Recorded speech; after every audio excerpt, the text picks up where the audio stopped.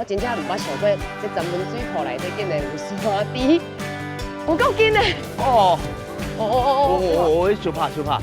这条大路通台湾水文化之路，行过内海，经过大圳，出来要来去找找闸门溪源头。下面以早是一个足大的中哦，有电影院啦，干妈店啦，逐项拢有足齐全的就对啦。听到闸门水库内小提琴的音乐声，对着低山部落的囡仔掠戏去拉聊。有按就好。说一点正平倒平安尼啦吼。最后来到阿里山的水源地伫富野，看到闸门溪顶游大自然的力量。这算是闸门溪的起点对。